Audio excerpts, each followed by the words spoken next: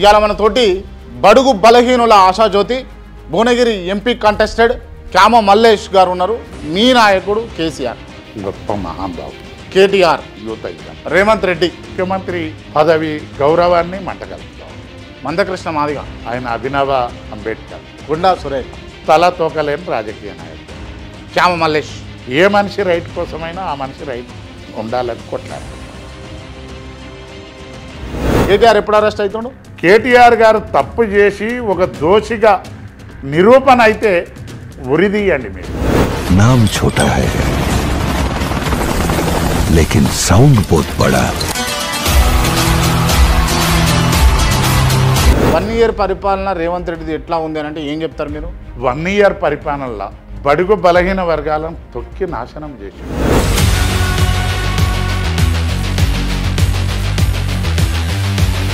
ఇలా మన సినిమా టాకీస్లో చచ్చిపోతే ఆమె 1 కోటి 2 కోట్లు ఎక్స్గ్రేషన్ ఇచ్చారు. 48 మంది బడుగు జీవుల పిల్లలు చచ్చిపోతే నువ్వేం చేస్తావు? పర్సనల్ ఖర్చుతో 100 చెప్తారన్న, ఏముండదు దాంట్లో. మరి పర్సనల్ గారు చెప్తే తీసి శాంట్రకోల తీసుకొని పిర్రల పంట వేయాలి. నువ్వేం చేస్తున్నావు? నువ్వు తప్పుంటేనే మూసుకొని ఉన్నావు కదా. ఎవరు చేయలేదా భారతదేశంలో? కేసీఆర్ ఒక్కడే చేసింది. 10 ఏళ్ళు లేదో నేలేక గాలికి వచ్చి ముఖ్యమంత్రి గాలి 14 ఏళ్ళు కొట్లాడి రాష్ట్రాన్ని తీసుకొచ్చి ముఖ్యమంత్రి అయ్యిండు. భారతదేశంలో నంబర్ 1 డెవలప్మెంట్ చేసిండు.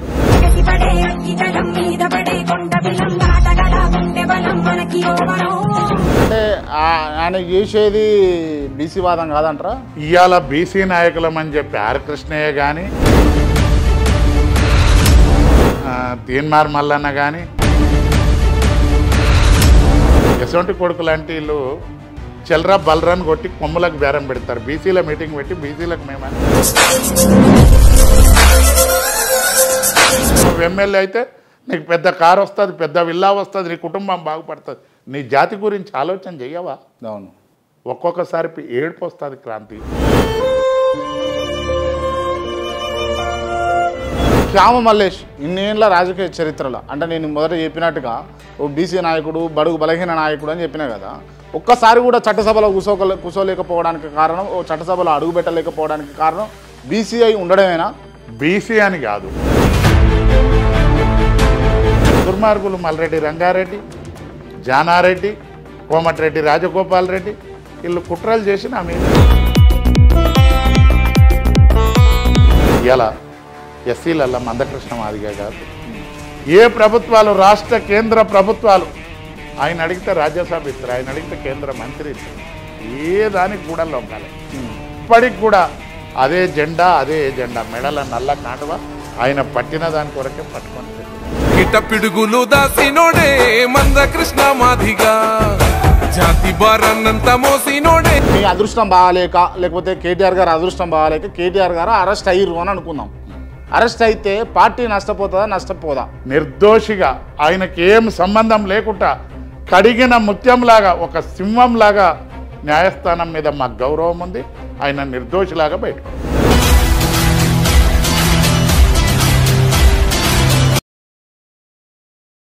నమస్తే, వెల్కమ్ టు కేఆర్ టీవీ. నేను మీ క్రాంతి. ఇవాళ మన తోటి బడుగు బలహీనుల ఆశాజ్యోతి భువనగిరి ఎంపీ కంటెస్టెడ్ క్యామ మల్లేష్ గారు ఉన్నారు. ముందుగా వెల్కమ్ చేద్దాం. అన్న నమస్తే. జై తెలంగాణ అన్న. జై తెలంగాణ. జై తెలంగాణ అన్న. జై తెలంగాణ. జై తెలంగాణ అన్న. జై బీసీ. జై తెలంగాణ అన్న. జై తెలంగాణ. జై బీసీ అన్న. జై బీసీ. రైట్ అన్న. ఇవాళ చాలా ప్రశ్నలు అడిగేందుకు ఇంటర్వ్యూ. ఏ ప్రశ్న అయినా అడగవచ్చా? అడుగు, సమాధానం చెప్పడానికి రెడీగా ఉన్నా. దాదాపు అంటే చాలా తక్కువ టైంలో నేను రెండోసారి చేస్తున్నటువంటి ఇంటర్వ్యూలో ఇది మీది మొదటి ఇంటర్వ్యూ. అవును. ఈ ఇంటర్వ్యూ ఎందుకు చేస్తున్నానన్నది కూడా ఈ ఇంటర్వ్యూ చూసేటోళ్ళకి అర్థమైపోతుంది. అడుగుతున్నా, మరి అడుగు. స్టార్ట్ చేస్తున్నా. చెయ్యి. Right, okay. కేటీఆర్ ఎప్పుడు అరెస్ట్ అవుతుండు? ఎప్పుడు అరెస్ట్ అవుతుందని నన్ను అడిగితే నేనేం సమాధానం చెప్పు. ఎప్పుడు అరెస్ట్ అవుతుండు? సీఎం గారికి కేటీఆర్ గారి మీద ఒక లొట్టపీస్ కేసు పెట్టి అరెస్ట్ చెయ్యాలనే దృఢ సంకల్పంతో ఆయన ఉండు. అది కేసుల బలం ఉందా లేదా, అది పనికిమాలిన కేసా, లొట్టపీసుల కేసు, అది ఒకటి. అంటే ఫార్ములా ఈ రేస్ అనే కేసు మీకు లొటపీస్ కేసు లెక్క. మరి కాకపోతే ఏంది, అందులో ఏం అవినీతి జరిగింది? 53 కోట్లు ఏదో తీసుకొచ్చి ఆ ఫార్మా ఈ కార్ రేస్కు పెట్టిండు. అందులో అవినీతి జరగలేదు, మనీ లాండరింగ్ జరగలేదు, కేటీఆర్ గారికి పర్సనల్ లాభం జరగలేదని పరిజ్ఞానం ఉన్న పెద్దలు జేడి లక్ష్మీనారాయణ గారు, జయప్రకాష్ నారాయణ గారు లాంటి పెద్ద మనుషులు చెప్తా ఉన్నారు. ఇవాళ కేవలం దురుద్దేశం ఏముంటదన్న? దురుద్దేశం కేటీఆర్ గారి మీద ఒక కక్షపూరితంగా. కక్ష అంటే మీరు బీఆర్ఎస్ వాళ్ళందరూ కూడా చెప్తుంది ఏంటి అని అంటే కేటీఆర్ మీద కక్ష అని అంటారు కదా. కక్ష ఎందుకు ఉంటుంది రేవంత్ రెడ్డి కంటే? నేను ఒక సామెత తింటావా? చెప్పండి. మొగన్ మీద తీటతోటట ఒక ఆడామే ముఖానికి జీడు పూసుకుందట.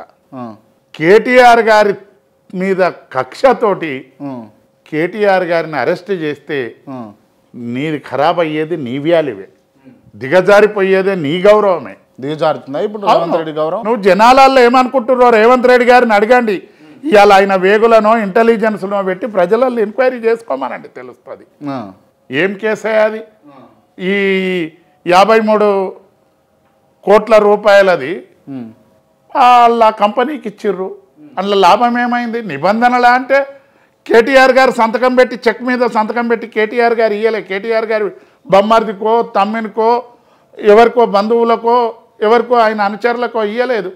₹1 అక్కడికి వెళ్ళి ఇక్కడ వచ్చి లాభం జరగలేదు. ఈ ఎలక్ట్రల్ బాండ్స్ కూడా వీళ్ళకు బదిలీ చేసిరట. ఎలక్ట్రల్ బాండ్స్ బీఆర్ఎస్కు ఎలక్ట్రల్ బాండ్స్ ఇచ్చిన కంపెనీ ఈ భారతదేశంలో కానీ తెలంగాణ రాష్ట్రంలో కానీ ఏ విధమైన లావాదేవీలు జరపలేదు.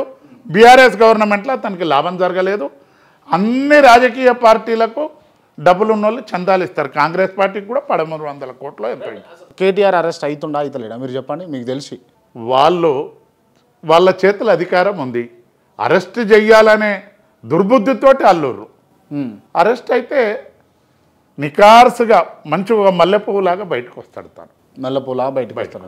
ఇవాళ కేటీఆర్ గారు ₹1 తప్పు కూడా అయినా జరగలేదు. కేటీఆర్ గారు తప్పు చేసి ఒక దోషిగా నిరూపణ అయితే ఉరిదీయండి మీరు, ఉరిదీయండి. అన్న మీరు అరే ఆయన తప్పు చేస్తే కదా నువ్వు చేసేది. ఉట్టుట్టి కేసులకు పెట్టి ఇదిగో పులి అదిగో పులి అని 53 కోట్ల రూపాయల కోసం నువ్వు కేటీఆర్ గారిని అప్రతిష్ట పాలు చేయడానికి నువ్వు ప్రయత్నం చేస్తా ఉన్నావు. సూర్యోన్ముఖాన్ని ఇంత మను వస్తే నీ ముఖం మీదనే పడుతుంది అది. ఇప్పుడు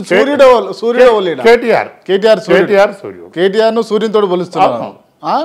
ఆయన ముఖం మీద మన్ను పోయాలని చూస్తే సమయా సందర్భం ఏదన్నా నిజంగా తప్పు జరిగితే నువ్వు చేస్తే నువ్వు మొగవడం.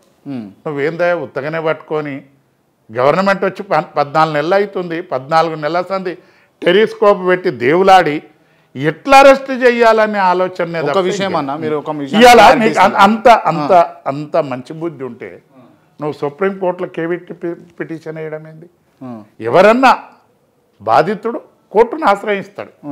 నా మీద అన్యాయంగా కేసు పెట్టిరని క్యాష్ పిటిషన్ ఈ హైకోర్టులో వేసారు, సుప్రీంకోర్టులో వేయవచ్చు, కేటీఆర్ గారు వేస్తారు. నీకు ప్రభుత్వానికి అంత క్యూరియాసిటీ ఏంది? నువ్వు ఇప్పటి వరకు మనం ఇన్ని దినాలు రాజకీయాలలో ఉన్నాం, ఎప్పుడన్నా ప్రభుత్వం కేవియట్ పిటిషన్ వేసినటువంటి దాఖలాలు ఉన్నాయా ఒకసారి చెప్పు. రైట్, ఒక విషయం మనకు చెప్పండి. మీరు కాంగ్రెస్ పార్టీలో పనిచేసి వచ్చారు, కాంగ్రెస్ పార్టీలో పనిచేసినటువంటి అనుభవం ఉన్నది, కాంగ్రెస్ పార్టీ నాయకులు ఎట్లా ఆలోచిస్తారన్నది కూడా మీరు ఎరికే కదా. సరే, కేటీఆర్ మీద లొటపీస్ కేసు అని మీరే అన్నారు కదా.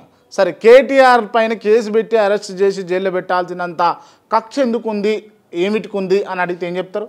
కాంగ్రెస్ పార్టీకి ఏం లేదు, ఇది ఎన్నడో అరెస్ట్ చేయాలని ఆయన ప్లాన్ చేసిండు. హైకమాండ్ దాని గురించి సైడ్ కూడా ఇవ్వలేదు, ఈయనకు క్లియరెన్స్ కూడా ఇవ్వలేదు. అరెస్ట్ చేయాలని లేదు, ఇష్టం లేదు. కేవలం రేవంత్ రెడ్డి గారు తనని అరెస్ట్ చేశారు. రేవంత్ రెడ్డి గారికి పర్సనల్ ఏమున్నదని ఓటుకు నోటు కేసులో జైలుకు తోలిరు. కేటీఆర్ గారి ఫామ్ హౌస్ మీద డ్రోన్ ఎగరేస్తే జైలుకు పోయిండు. అది దాన్ని రివెంజ్ తీసుకోవడానికి ముఖ్యమంత్రి అయింది కాబట్టి ఆయన చేతుల అధికారం ఉంది కాబట్టి కక్ష రాజకీయ చర్యలు అంటారు. అంతేనా? అంతేనా? ఒక ముఖ్యమంత్రి ప్రతిపక్ష లీడర్ మీద కక్ష కట్టి జైలుకు పంపిస్తాం, అంతేనా? అంతే. అంటే మీరు ప్రతిపక్ష లీడర్గా ఉండి ఇటువంటి వ్యాఖ్యలు చేయడం ఎంతవరకు కరెక్ట్? అంటే ఉన్నది చేస్తే తప్పేముందటి, ఉన్నది ఉన్నట్టు అంటే ఉళ్ళు ఉండొద్దు అన్నట్టు ఉంటుంది కదా. ఉన్నది ఉన్నట్టు అంటా ఉన్నా. ఇలా ఎన్నో జరుగుతూ ఉన్నాయి. ఇప్పుడు ఇలా మొన్న పొంగులేటి శ్రీనివాసరెడ్డి ఇంట్లో ఈడీ రైడ్ అయింది, ఏమన్నా బయటకు వచ్చిందా? గవర్నమెంట్ మీద ఉన్నది కాబట్టి కప్పిపుచ్చుకోరు. కేటీఆర్ గారిది ఎవ్వరికి బట్టి లేనిది ఇంత క్యూరియాసిటీ తోటి నువ్వు కావాలని చేస్తే ప్రజలు ఎప్పుడు కూడా నిన్ను అవునాని అంటలేరు. ఎందుకు ఇవ్వాలి నువ్వు 9 తారీఖు నాడు ఏదో నోటీసులు ఇచ్చి రమ్మని పిలిచి ఆయన నువ్వు దురుద్దేశంతో అరెస్ట్ చేస్తే 10 తారీఖు నాడు నీ గ్రాఫ్ 4-5% పడిపోతుంది.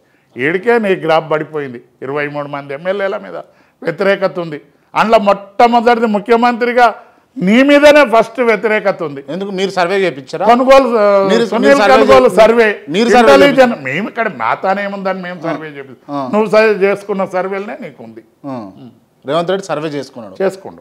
రేవంత్ రెడ్డి సర్వే చేసుకుంటే రేవంత్ రెడ్డి సర్వేలనే ఆయనే #1 వ్యతిరేకత, ఆయన మీదనే #1 వ్యతిరేకత ఉంది. ఓకే, మరొకవేళ మీ అదృష్టం బాగాలేక లేకపోతే కేటీఆర్ గారు అదృష్టం బాగాలేక కేటీఆర్ గారు అరెస్ట్ అయ్యారు అని అనుకుందాం. అరెస్ట్ అయితే పార్టీ నష్టపోతుందా నష్టపోదా? నష్టం కాదు. కేటీఆర్ గారి నెత్తి మీద మా శ్రేణులు కాదు, రేవంత్ రెడ్డి పాలు పోస్తుండ, పాలాభిషేకం చేస్తుండ ఆయన. నువ్వు కేటీఆర్ గారిని అరెస్ట్ చేసిన తెల్లారి ఒక 4-5% గ్రాఫ్ బీఆర్ఎస్ పార్టీది పెరుగుతుంది. కేటీఆర్ గారు రేపు అరెస్ట్ నీ అధికారం నీ తానుంది, కేసున్నా లేకున్నా తలుసుకుంటే నీ చేతులు అధికారం ఉంది కాబట్టి అరెస్ట్ అవుతాడు. నిర్దోషిగా ఆయనకి ఏం సంబంధం లేకుండా కడిగిన ముత్యంలాగా ఒక సింహంలాగా న్యాయస్థానం మీద మాకు గౌరవం ఉంది. ఆయన నిర్దోషిలాగా బయటకు వస్తాడు. పార్టీ నష్టపోదా? నష్టం కాదు, లాభం. జైలుకు పోతే జనరల్ ఏమవుతుందంటే పరువు ప్రతిష్టలు దిగజారితే తప్పు చేసిన పరువు ప్రతిష్ట అండి. తప్పు చేస్తే పరువు పోతుంది. ఏం తప్పు చేసిండు కేటీఆర్ గారు? నువ్వు కావాలని దురుద్దేశంతో నువ్వు వేస్తున్నావు. ఇవాళ చంద్రబాబు నాయుడు వేస్తే కాలే జగన్ పని, నీ పని కూడా నీ గోతు నువ్వే దొడుకుంటున్నావు. అంతేనా? నీ బొంద నువ్వు దొడుకుంటున్నావు. రైట్. ఓకే, ఈ అరెస్ట్ వ్యవహారం కొంచెం సేపు పక్కన పెడితే మీరు చెప్పండి, 1 ఇయర్ పరిపాలన రేవంత్ రెడ్డిది ఎట్లా ఉంది అని అంటే ఏం చెప్తారు మీరు? 1 ఇయర్ పరిపాలనలో బడుగు బలహీన వర్గాలను తొక్కి నాశనం చేసిండు. ఏం దొక్కిండు? రాష్ట్ర అభివృద్ధి చెప్తాను. రాష్ట్ర అభివృద్ధి సర్వనాశనం అయ్యింది. ఏం దొక్కిండు? ఇలా బడుగు బలహీన వర్గాలు రెసిడెన్షియల్ స్కూళ్ళల్లో 48 మంది పిల్లలు చచ్చిపోయారు కాంగ్రెస్ గవర్నమెంట్ వచ్చినాక. ఒక్క దాని మీద కూడా ఒక ఎంక్వైరీ ఓ కమిషన్ వేసి ఏమైంది అని చెప్పే పరిస్థితులలో లేదు. ఇవాళ బడుగు బలహీన వర్గాలు ఎట్లా దొక్కుతూ ఉండంటే, బడుగు బలహీన వర్గాలకు విద్య అబ్బితే వాళ్ళు కూడా మంచి ఉన్నత స్థాయికి ఎదుగుతారని విద్యా వ్యవస్థను నిర్వీర్యం చేసిండు. బడుగు బలహీన వర్గాల పిల్లలు లక్షలు కట్టి ప్రైవేట్ స్కూళ్ళల్లో చదివించే పరిస్థితి లేదు. ఈ పోటీ ప్రపంచాన్ని తట్టుకునే పరిస్థితి లేదు. కాబట్టి ఈ బడుగు బలహీన వర్గాలను ఇంకొకటి మధ్యాహ్న భోజనం పెట్టి బిచ్చగాళ్ళలాగా ట్రైనింగ్ ఇస్తూ ఉండి చిప్పలు పట్టుకొని నిలబడతావు. మధ్యాహ్న భోజనం బిచ్చగాళ్ళలాగా. ఇలా ఎవరినో పెట్టమనండి, ఏ ఎమ్మెల్యే కొడుకులో ఏ ఉన్నతాధికారుల కొడుకులో ఆ లైన్లో నిలబడి అడుక్కుంటారేమో. బీఆర్ఎస్ 10 ఏళ్ళ అధికారంలో ఉంది. బీఆర్ఎస్ 10 ఏళ్ళ అధికారంలో ఉన్నప్పుడు ఈ బువ్వ పెట్టలేదా మీరు? మధ్యాహ్న బువ్వ పెట్టినా ఆత్మగౌరవంతో లేని దాన్ని ఇంట్రడ్యూస్ చేసి ఒక సన్నబియ్యం బువ్వ పెట్టి ఇలా పిల్లలను ఒక్కడు కూడా ఇలా చచ్చిపోయిన దాఖలాలు ఉండవు. 10 ఏళ్లలో 1 తానో 2 తాళనాలు జరిగినాయి. వచ్చిన 14 నెలల్లోనే 48 మంది చచ్చిపోయారు. ఇలా మన సినిమా టాకీస్లో చచ్చిపోతే ఆమె 1 కోటి 2 కోట్లు ఎక్స్గ్రేషియా ఇచ్చారు. 48 మంది బడుగు జీవుల పిల్లలు చచ్చిపోతే నువ్వేం చేసినావు? ఎక్కడుంది? ఇవాళ రాజకీయంగా కార్పొరేషన్ చైర్మన్లు ఇస్తే అన్ని అగ్రవర్ణాలకు ఇచ్చుకున్నావు, అన్ని డబ్బున్న వాళ్ళకి ఇచ్చుకున్నావు. ఆఖరికి దళితులలో ఉన్న 19 మంది ఎమ్మెల్యేలలో కూడా అంతా డబ్బున్న వాళ్ళే. వివేక్, వినోద్, దామోదర్ రాజ నరసింహ, బట్టి విక్రమార్క, వీళ్ళే. ఏ డబ్బు లేనోనికి నువ్వు ఇచ్చినావు? అంత పైసామే ఆయే పరమాత్మ అన్నట్టు నడుస్తూ ఉంది నీది. జిస్కా లాఠీ ఉస్కా భైన్స్, గుత్పెవందో బర్యాంది అనేది ఆ తీరుగా నడుస్తూ ఉంది. అంటే రేవంత్ రెడ్డి పరిపాలన మీరు ఇంత చిన్నబుచ్చి మాట్లాడుతూ ఉన్నారు, తప్పనిపిస్తలేదా? చిన్నబుచ్చేం మాట్లాడుతున్నా? ఉచితంగా బస్సు ఇచ్చిండు, ఉచితంగా బస్సు ఇచ్చిండు. బీఆర్ఎస్ పార్టీ చేయలేనిటటువంటి ఏదైతే రైతు రుణమాఫీ ఉందో అది చేస్తున్నాడు. మెల్లిమెల్లిగా పోతా ఉన్నాడు. ఎందుకన్నా ఇంత విమర్శించి మాట్లాడుతూ ఉన్నారు మీరు? ఉచిత బస్సు కట్టిన ఇంటికి పెట్టిన పొయ్యికున్న బస్సు ఉచితం అన్నాడు ముఖ్యమంత్రి. కాబట్టి నువ్వు ఏదంటే అది అవుతుంది. బస్సును కూడా ఉత్తగా ఇచ్చేస్తుంటే కూడా నేది నడుస్తుంది. ఉచిత బస్సు నోరుతోటి అన్నావు, అది అయిపోయింది. రుణమాఫీ అన్నావు, ఇప్పటికీ ఇంకా 50% చేసినావు, ఇంకా 50% చేయాలి. చేస్తారు, మెల్లమెల్లగా చేస్తారు. నువ్వేమన్నావా ఇలా డిసెంబర్ 9వ తారీఖు నాడు సంతకం పెట్టేస్తా అని చెప్పిన అన్న అన్ని అనుకున్నట్టు కేసీఆర్ ఇచ్చిన హామీలన్నీ నెరవేర్చిండా అన్న? రైతు బంధు అన్నావు, రైతు బంధు ఇప్పటికి గతి లేదు. మహిళలకు 4000 పెన్షన్ వృద్ధులకు అన్నావు, గతి లేదు. నువ్వు సంక్షేమ ఫలాలు ఏవి కూడా అమలు చేయలేకపోతా ఉన్నావు. ఇచ్చినవి 420 హామీలు ఇచ్చారు, 6 గ్యారంటీలు ఇచ్చారు. అవి కేటీఆర్ గారు, బీఆర్ఎస్ శ్రేణులు, బీఆర్ఎస్ నాయకులు నిన్ను బాగా నిలదీస్తారు కాబట్టి ఎక్కడ ఎగలేక కేటీఆర్ గారి మీద యుద్ధం ప్రకటించినాం. ఆయన లోపటేయాలనే ఆలోచన చేసినాం. కానీ మీరు ఏమి చేసినా మీరు చెయ్యరాని తప్పు చేస్తావు. నీ నెత్తి మీద నువ్వు ఉడికి నీళ్ళు పోసుకుంటా ఉన్నావు. అదొకసారి ఆలోచన చేసుకోవాలి. Right, okay. అంటే రేవంత్ రెడ్డి పరిపాలనకు మీరు ఎన్ని మార్కులు వేస్తారు అని అంటే మీరు ఎన్ని ఎత్తారు? 100కి ఫెయిల్ చేస్తారా? ఫెయిల్ చేస్తారా? ఫెయిల్ చేసే గవర్నమెంట్, ఫెయిల్ అయిన గవర్నమెంట్. నీ ఎమ్మెల్యేలు ఎట్లనండి ఇలా ఒకరొకరు దోసుక తింటారు కొంత. ఏందన్నా అంటే మీరు మీ పార్టీ ఎమ్మెల్సీ చెప్తుండు, నిన్న చెప్తా ఉండు న్యూస్లా, రెవెన్యూ మినిస్టర్ ఒక సంతకానికి 10 కోట్లు అడుగుతుండని చెప్పిండు. ఇక అంతకన్నా ఘోరం ఎక్కువ ఉంటుంది. పర్సనల్ ఖర్చుతో 100 చెప్తారన్నా, ఏముండదు మరి పర్సనల్ ఖర్చు చెప్తే శాంట్రకోలా తీసుకొని పిర్రల పంట వేయాలి. నువ్వేం చేస్తున్నావు? నువ్వు తప్పు ఉంటేనే మూసుకొని ఉన్నావు కదా. అంతేనా? తప్పు నడుస్తుందన్న? నడుస్తుంది. సరే, మీరు సంస్కృవాల మీకు వెళ్ళి రేవంత్ రెడ్డి పరిపాలన బాగాలేదు, అది బాగాలేదు, ఇది బాగాలేదు అని చెప్పుకొస్తారు కదన్న. అంటే రేవంత్ రెడ్డి మొదటి అవకాశం ఇచ్చిర్రు, తెలంగాణ ప్రజలు ఇచ్చిర్రు. ఆయన అడ్మినిస్ట్రేషన్ అనుభవం లేకుండా ఇలా ముఖ్యమంత్రిగా ఉన్నారు. ఆయనకు తోచినట్టుగా చేసుకొస్తా ఉన్నారు. ఇంకా సంవత్సరం గడవలేదు, ఎందుకు ఇన్ని తప్పులు వెతికి చూపిస్తున్నారు మీరు? రేవంత్ రెడ్డి గారికి దిడ్డిదారిని వచ్చి కుర్చీనేం గుంజుకోలే, ప్రజలే ఓట్లేసారు, ఆయన గెలిచిండు. మంచిగా చేస్తే సంతోషిస్తారు. ఇది ఎక్కడి మాటనండి. ముఖ్యమంత్రి అంటే ఈ రాష్ట్రానికి ఒక ప్రథమ పౌరుడు, ఎవరైనా సీట్ల గురించి. అవును. ఏమి చిల్లర మాటలు, ఏమి నోరు తెరిస్తే ముఖ్యమంత్రి స్థాయిలో మాట్లాడతలేడు. నువ్వు ఆ పార్టీ శ్రేణులు సాటుకు చెప్తా ఉన్నాయి. నీ చేతులు ఇంటెలిజెన్స్ ఉంది, రేపు సర్వే చెప్పి నీకేం రిపోర్ట్ వస్తుందో తెలుస్తుంది. ఏం అన్ని పొద్దునొకటి పొద్దుముక్కొకటి. ఇలా రైతు బంధు వెనకడికి అనేది గ్రామీణ ప్రాంతాలలో పటేలు 12 అర్కలు 6 అన్న గట్టు 3 అన్న జాగనని 15,000 కాడికి వెళ్ళి 2 ఏండ్ల దిగదిగిపి ఇప్పుడు మళ్ళా 12,000 కాడికి వచ్చింది నీది. ఏమన్నట్టండి? నువ్వు ముఖ్యమంత్రి మాటనే జీవో. ముఖ్యమంత్రి ఇంకేదో కాగితం మీద జీవో అనేది ఇవ్వాలని కాదు. ముఖ్యమంత్రి చెప్పింది గవర్నమెంట్ ఆర్డర్, అది ఒక జీవో. మరి ఆ స్థాయిలో అనేది లేదు. ఇవాళ ఏడజుడు కబ్జాలు, ఏడజు మట్టి కాడికి వెళ్ళి కబ్జాలు అవుతున్నాయి. ఎందుకు చేస్తలేరు? మట్టి కాడికి వెళ్ళి మట్టి కాడికి వెళ్ళి మా నియోజకవర్గం అధికారంలో లేరు కాబట్టి మీరు మాట్లాడతారు. ఇక్కడ ఏనండి, ఇబ్రాహీంపట్నం నియోజకవర్గంలో రామోజీ ఫిలిం సిటీ కింద 200-300 ఎకరాల వెంచర్ చేసుకుంటా దానికి వెళ్ళి 300 ఫీట్ల రోడ్ వేస్తారు గైరాన్ భూములకి వెళ్ళి, ప్రభుత్వ భూములకి. ఇవాళ మహేశ్వరం నియోజకవర్గంలో ప్రభుత్వంలో ఉండి ముఖ్యమంత్రి గారి అనుచరులు గవర్నమెంట్ ల్యాండ్స్ అంతా 40 లక్షలకు ఎకరా కొంటారు. ఎట్లా కొంటారండి? ఎవడన్నా గరీబోడు 60 గజాలు చేసుకుంటే ఎన్నో ప్రాసెస్ చేసి రెగ్యులరైజ్ చేస్తారు. అవి ఇవాళ స్కిల్ యూనివర్సిటీ చుట్టూ 200-400 ఎకరాలు కొనేసారు ప్రభుత్వ భూములు. ఇసుక దందాలు, ఇసుకను గతంలో బీఆర్ఎస్ గవర్నమెంట్లో ఎన్ని కోట్ల ఇన్కమ్ వచ్చింది. అంటే బీఆర్ఎస్ అధికారంలో ఉన్నప్పుడు ఇసుక దందాలు కాలేదా? ఇసుక దందాలు కాలేదు. స్ట్రిక్ట్గా దాన్ని మైనింగ్ డిపార్ట్మెంట్ చాలా గట్టిగా ఎంతో ఇన్కమ్ వచ్చింది రాష్ట్ర ప్రభుత్వానికి. ఇవాళ ఇసుక దందాలు, ఇవాళ R tax, B tax. R tax, B tax అంటే ఏందన్నా? Revanth Reddy tax, B tax అంటే బట్టి గారి ట్యాక్స్ వేస్తుర్రా? వాటయా? నా మీద ఏమంతదండి? నాకు వ్యాపారాలు, లంగా వ్యాపారాలు లేవు, మట్కా జూదాలు లేవు. ఏమన్నా అయ్యమ్మ సంపాదించిన భూమి ఉంది, బజార్లో రూపాయికి కొంటాం, రూపాయి పావులకు అమ్ముతాం, రూపాయికి అమ్ముతాం. మాకు ట్యాక్స్ లేదు, మేమేమైనా గట్టేది లేదు, నా తానేం లేదు. మరి ఆర్ ట్యాక్స్, బి ట్యాక్స్ అని బాగా ప్రజలు చెప్తావురు, బయట ప్రజలు చెప్తావురు. ఏమంటారు? ఆర్ ట్యాక్స్, బి ట్యాక్స్ వసూలు చేస్తుర్రు అని చెప్తావురు. ఇది కబ్జాలు, ఏడబడితే ఆడ కబ్జాలు. అరే ఎమ్మెల్యేల కుటుంబ సభ్యులు చేస్తుర్రండి. ఎమ్మెల్యేల కుటుంబ సభ్యులు ఎవరా? ఎమ్మెల్యేలు చెప్పండి అన్న, పేర్లు చెప్పండి. సరే పేర్లు ఒకరొకరివి నేను చెప్పుడు అది ఇది కరెక్ట్ కాదు. కానీ ఎమ్మెల్యేల ముఖ్యమంత్రి గారు తలుసుకుంటే పొద్దున తలుచుకుంటే పొద్దుమకి వరకల్లా రిపోర్ట్ నీ టేబుల్ మీద వచ్చి ఉంటుంది. చూడు, అవన్నీ చూసుకో. ఇంటెలిజెన్స్ నీ చేతిలో ఉంది. ఎవరెవరు ఏం తప్పులు చేస్తారో తెలుసుకో. ఏమి లేదు ఆయనకు. ఎట్లా ప్రతి మీటింగ్లో ఆయళ్ళ నుంచి ఇవాళటి వరకు మాట్లాడిన ప్రతి స్పీచ్ మీరు రివ్యూ చేసి చూడండి. కేటీఆర్ గారిని తిట్టుడో కేసీఆర్ గారిని తిట్టుడో తప్పితే ఇంకొక కార్యక్రమం లేనే లేదు ఆయన. ఏమన్నా వాళ్ళని తిట్టుడే. అవునాయా అయ్యింది. 10 ఏళ్ళు చేసిండు.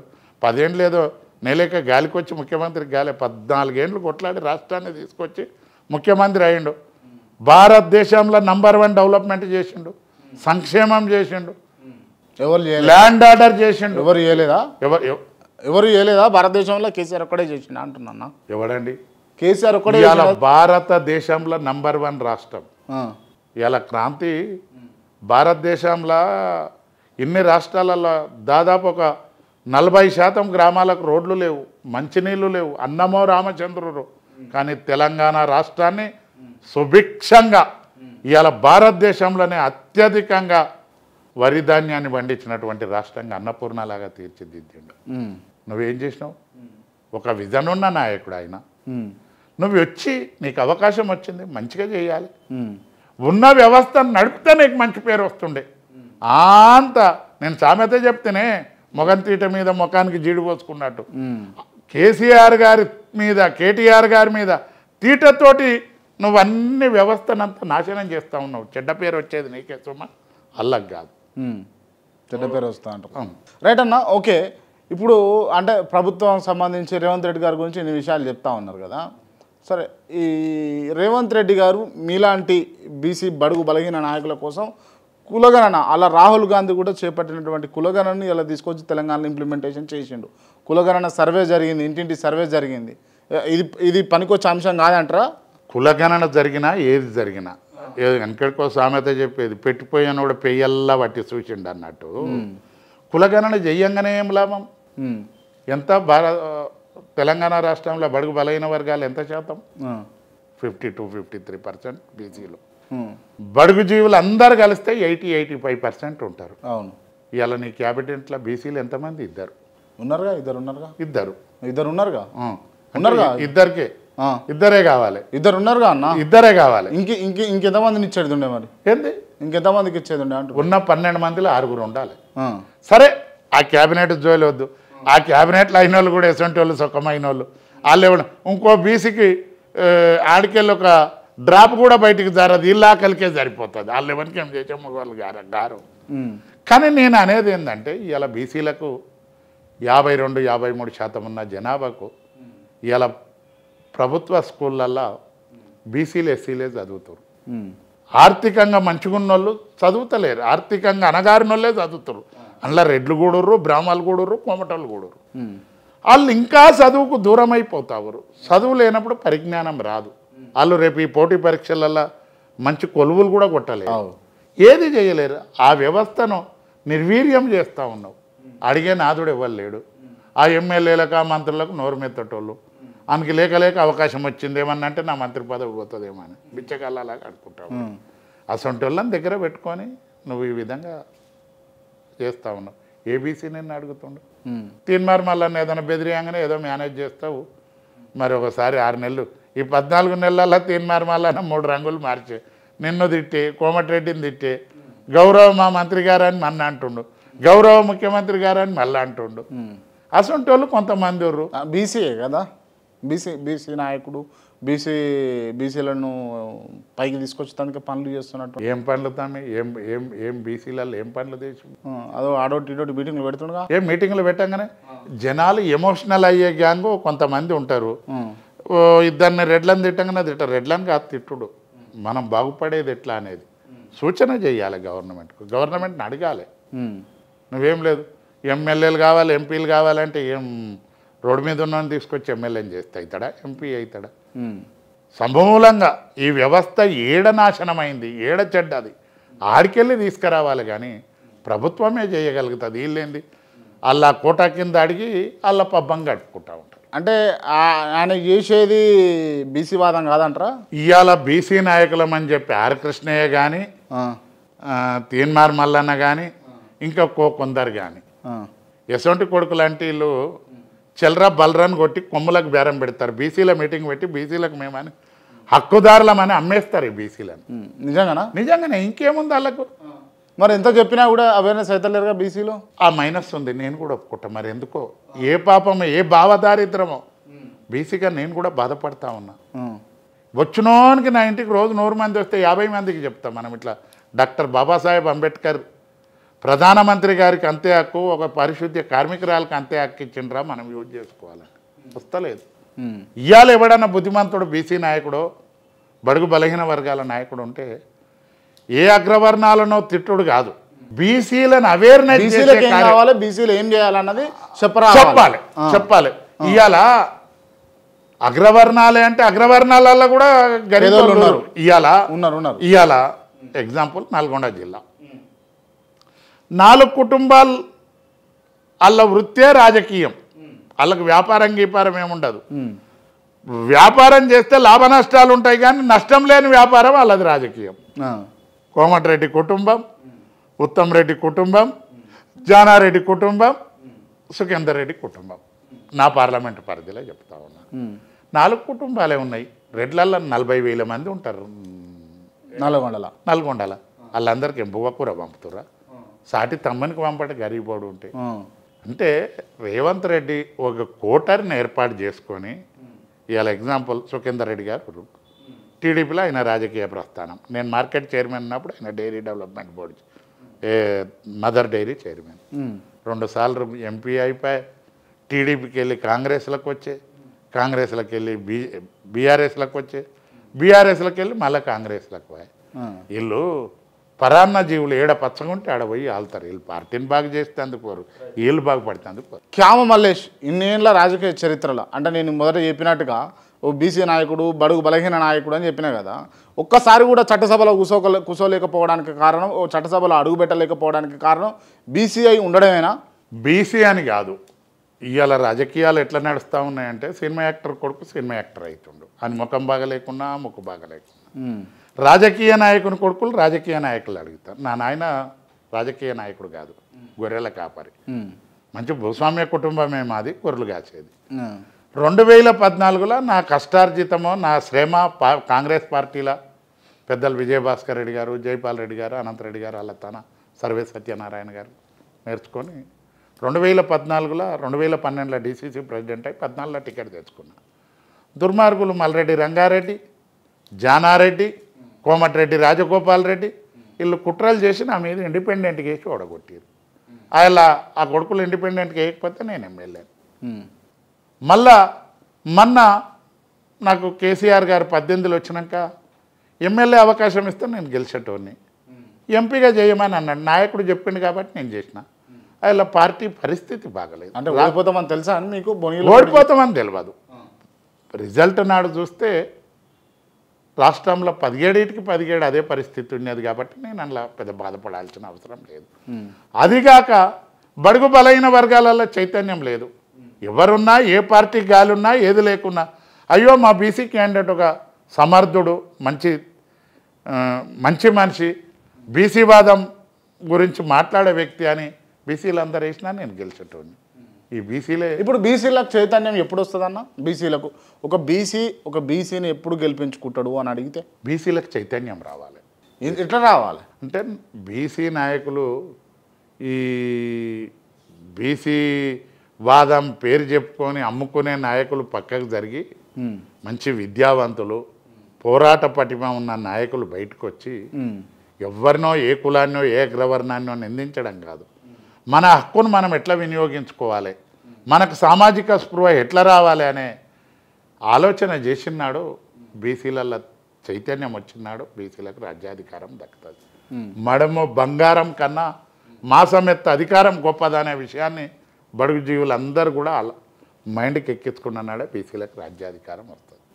ఇవాళ ఎస్సీలలో మందకృష్ణ మాదిగ గారు 30 ఏండ్లు అవిశ్రాంత పోరాటం. సబ్జెక్ట్ ఏదో నేను ఆ దానికి రైట్ ఓకే.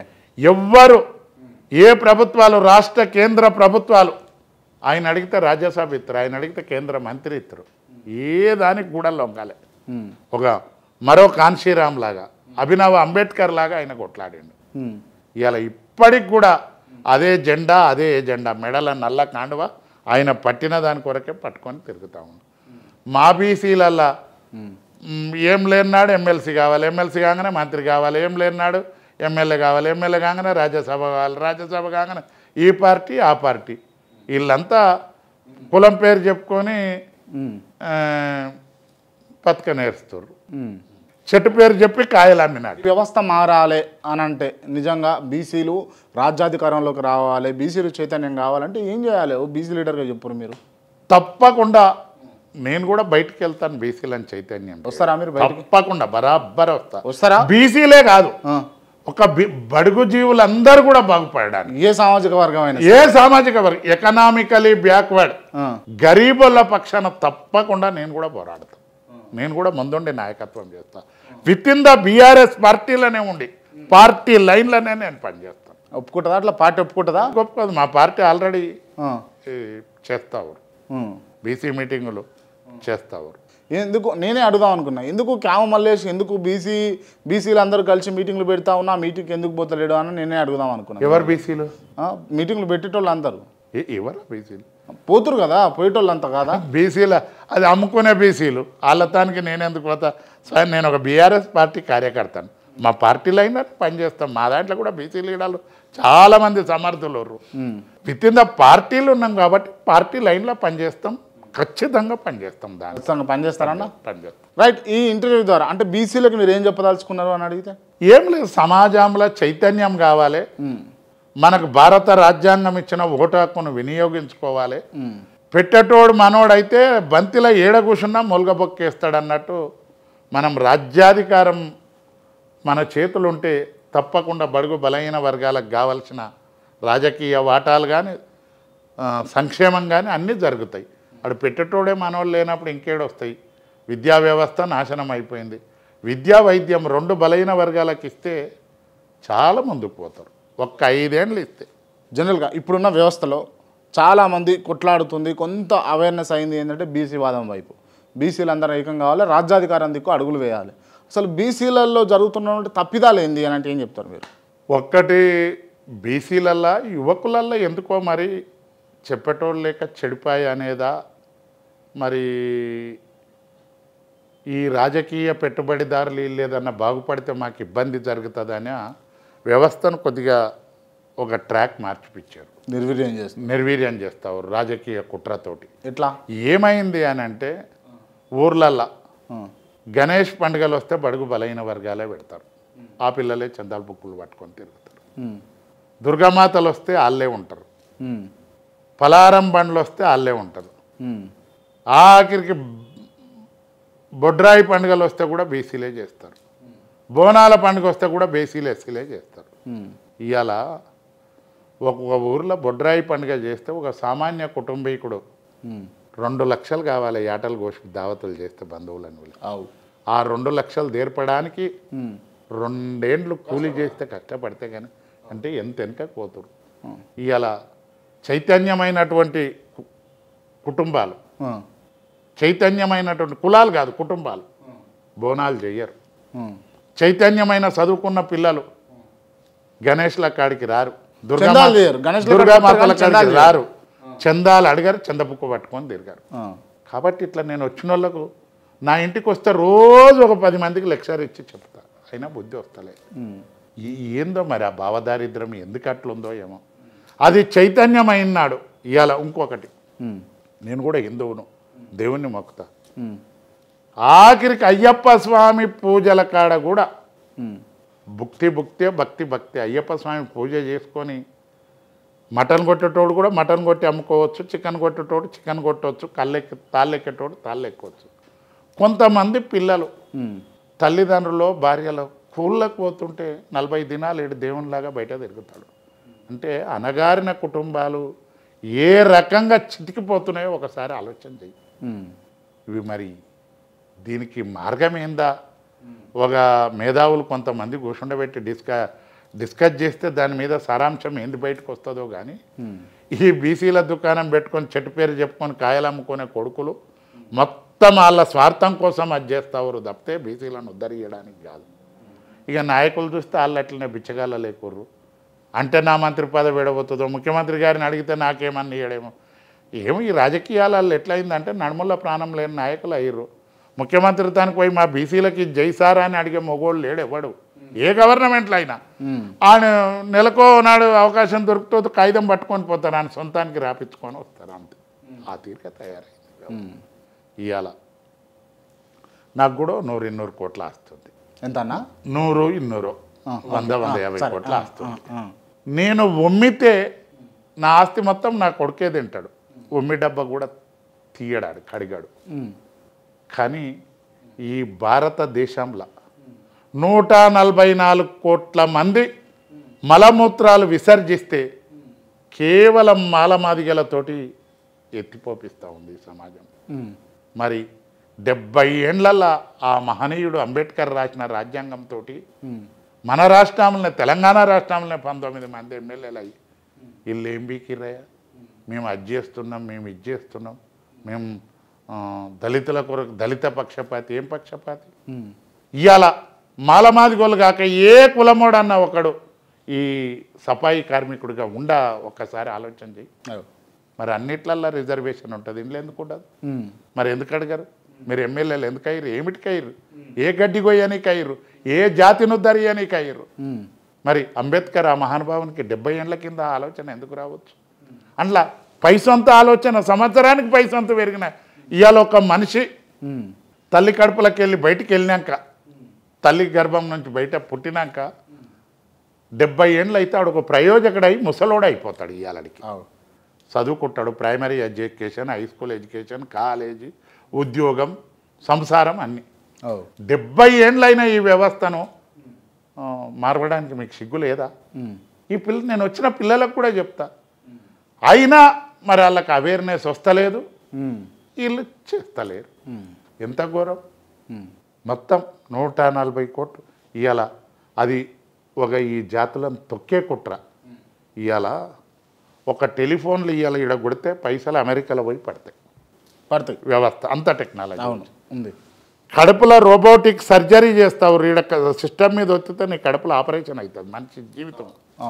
మరి పాయఖానాలు, ఈ మోరీలు, ఈ డ్రైనేజీలు సాఫ్ చేసే యాంత్రీకరణ చెయ్యలేరా పాలకు? చేయాలి. స్పేస్ మీదకి పోతా ఉన్నాం, రాకెట్లను పంపుతా ఉన్నాం.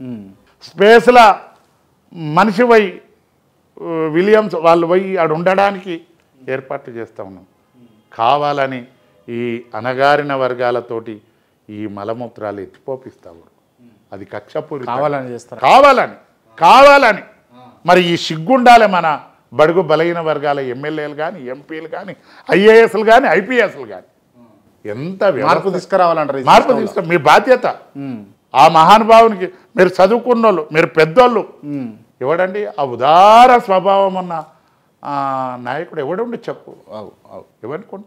నీ కుటుంబం, నువ్వు ఎమ్మెల్యే అయితే నీకు పెద్ద కారు వస్తుంది, పెద్ద విల్లా వస్తుంది, నీ కుటుంబం బాగుపడుతుంది. నీ జాతి గురించి ఆలోచన చెయ్యవా? అవును. ఒక్కొక్కసారి ఏడుపు వస్తుంది క్రాంతి. నేను సంపన్న కుటుంబమే, మేము కుర్మల్లమైన, కానీ నా మైండ్ అంతా రడికల్ మైండ్ ఉంటుంది. కళ్ళకి నీళ్ళు కనిపిస్తున్నాయి. అరే ఎంత ఘోరం అండి! మన ఉమ్మన్న మన కన్న కొడుకు దిగాడు. మాటలు చెప్తారు కొంతమంది, ఎమోషనల్ చేసి కొడుకులు. బాధ్యత వచ్చింది, అడగాలి. అసెంబ్లీలో ఒక్కడన్నా క్వశ్చన్ వేస్తాడా? పార్లమెంటులో ఒక్కడన్నా ఎంపీలు ఇంతమంది దళితులు ఏం గడ్డికొస్తారు? ఆ కొడుకులు పార్లమెంట్లో చట్టం తేవాలి. నేను మందకృష్ణ అన్నతోటి కరోనా టైంలో ఒకసారి ముఖాముఖి కలిసినాం. ఆయన అన్న ఇది ఒక చిన్న పార్ట్ ఏమో, నాకు దాని గురించి ఏబిసిడి గురించి తెలియదు, దళిత జాతులతోటి ఈ తీరుగా చేస్తుర్రు, మీకున్నంత ఓపిక ఇంకెవరికి లేదు ఈ సమాజంలో. ఇప్పుడైతే మీరు ఈ ఉద్యమం చేసేది ఉండేనేమో అన్న అంటే నిజమే మలేష్ అన్న. ఒక్కొక్క బీసీలు ఏం పాపం చేశారు, ఒక్కొక్క ఎస్సీలు ఏం పాపం చేశారు వ్యవస్థ మీద. ఇవాళ తెలంగాణ రాష్ట్రంలో కళాకారులు ఎవరయ్యా? మొత్తం 80% దళితులు ఉంటారు, ఒక 20% బీసీలు ఉంటారు. 18% బీసీలు ఉంటారు, ఒక 2% అగ్రవర్ణాలు కూడా ఎవరన్నా ఉంటుండొచ్చు. ఇవాళ వ్యవస్థ అంతా పెట్టుబడిదారుల చేతులు ఉంది, అగ్రవర్ణాల డబ్బున్నోళ్ళ చేతుల. కానీ ఈ కళారంగం కూడా అగ్రవర్ణాల చేతుల్లోనే ఉంది. ఏ దళితుడు ఒకడు హీరో కాలే, ఏ దళితుడు ఒక దర్శకుడు కాలే. ఎగ్జాంపుల్ చెప్తున్నా, నాకు తెలిసిన కళాకారులలో ఏపూరి సోమన్న, చనిపోయిన స్వర్గీయ సాయి చంద్ ఇల్లుండ్రి. ఒక సినిమా యాక్టర్ ఉంటే ఆడు రంగు పూసుకొని ఏసీలో కూర్చొని వచ్చి ఇట్లా ఇట్లా అని టక్ టిక్ అని చెప్పుకొని ఇది చేస్తారు. ఏపూరి సోమన్న కానీ సాయి చంద్ కానీ వాళ్ళే రైటర్లు, వాళ్ళే సింగర్లు, వాళ్ళే యాక్టర్లు, వాళ్ళే డ్యాన్సర్లు. సరే టాలీవుడ్లో ఏమనగానే తెచ్చి వాళ్ళలోకి ఎగురుమని వాళ్ళ లెక్క పాట పాడమని. ఈయన కళా నైపుణ్యతకి ఈయనకు వచ్చే కట్నం 20-30 వేలు, వాళ్ళకు వచ్చేది 200-300 కోట్లు. ఇలా తెలంగాణ కేసీఆర్ గారు తెలంగాణ సాధించినాక తెలంగాణ భాషను సమైక్య రాష్ట్రంలో మోటు భాష అనేది తెలంగాణ. అవును, కూరల కాడికి వెళ్ళి పుంటికూర అనేది మనం గోంగూర అనేది, సొరకాయ అనేది ఆనగకాయ అనేది, ఇలా గురువారాన్ని బేస్తవారం అనేది, ఇట్లా ఆదివారాన్ని ఐతారం అనేది, ఇసొంటి మాటలు ఉండే. ఇవాళ తెలంగాణ ఫోక్ సింగర్లతోటి పాటలు పాడిస్తే సినిమాలు మంచిగా నడుస్తున్నాయి. తెలంగాణ యాసల సినిమాలు తీస్తే బ్లాక్ బస్టర్ అవుతా ఉన్నాయి. మరి వీళ్ళ శ్రమ ఎక్కడ పోతుంది, వాళ్ళ సిరి ఎక్కడుంది? అంటే అటు ఇటు తిరిగి మళ్ళీ కేసీఆర్కే ముట్ట చెప్తున్నారు మీరు. ముట్ట చెప్పుడు కాదు, జరిగిన వాస్తవం చెప్తా ఉన్నా నేను. కేసీఆర్ ముట్ట చెప్పుడు అంటే ఆయన తెలంగాణ రాష్ట్రాన్ని తెచ్చిండు, తెలంగాణ భాషకు అంత గౌరవం పెంచిండు, తెలంగాణ యాసకు అంత గౌరవం పెంచిండు. Thank you so much. నమస్కారం. రైట్ అన్న, ఇంటర్వ్యూ క్లోజ్ చేసే ముందు నేను కొంతమంది పేర్లు చెప్తా, వాళ్ళకి సంబంధించి మీరు ఓన్లీ 1 word ఆన్సర్ ఇవ్వాలి. రైట్, ముందుగా మీ నాయకుడు కేసీఆర్. ఒక విజన్ ఉన్న గొప్ప మహానుభావుడు. కేటీఆర్, ఆయన డైనమిక్ ఐటీని ప్రోత్సహించినటువంటి నాయకుడు, icon, youth icon. Revanth Reddy మాటలతోటి పబ్బం గడుపుతూ ఉండు, ముఖ్యమంత్రి పదవి గౌరవాన్ని మంట కలుపుతూ ఉండు. కోమటిరెడ్డి వెంకటరెడ్డి. ఈ కోమటిరెడ్డి వెంకటరెడ్డి గారు ఆయన మాటకు పొద్దు పొడుస్తుంటే ఒక మాట, పొద్దు నెత్తిలకు వచ్చినాక ఒక మాట, మొక్కేటప్పుడు ఒక మాట ఉంటుంది. ఉత్తమ్ కుమార్ రెడ్డి. ఇక ఆయనకు ఎప్పుడు ముఖ్యమంత్రి కావాలన్నా అని ఉంది ఆయనకు, అంతే. కల్వకుంట్ల కవిత. ఆమె తెలంగాణ జాగృతి పెట్టి బతుకమ్మను, బోనాల పండుగను ఆమె వంతు ప్రయత్నంగా ఆమె చేసి. మందకృష్ణ మాదిగ. ఆయన అభినవ అంబేద్కర్. వివేక్ వెంకటస్వామి డబ్బున్నోడు, మంచోడు, కానీ ఆయన అంబేద్కర్ పెట్టిన రిజర్వేషన్లో చేయకూడదు, ఆయన జనరల్ సీట్లో చేయాలి. బట్టి విక్రమార్క గారు కూడా ఇప్పుడు రాజశేఖర్ రెడ్డి స్టైల్ నుండి ముఖ్యమంత్రి కావాలని చూస్తుండే ఆయన. ఉత్తమ్ కుమార్ రెడ్డి రేవంత్ రెడ్డి కొట్లాడితే నాకేమన్నా అవకాశం వస్తుందేమో. పొన్నం ప్రభాకర్కి అవకాశం వచ్చింది, ఏదో దులుపుకుందామని చూస్తాం. గుండా సురేఖ. తల తోకలేని రాజకీయ నాయకురాలు. లుల్లాయి మళ్ళీ ఎప్పుడు దులుపుకుందానికి ఎప్పుడు మంత్రి పదవి అవుతుందో ఏమవుతుందో బ్లాక్మెయిల్ చేసి ఈడికే గట్టిగా అయింది, ఇంకా గట్టిగా అయిదామని.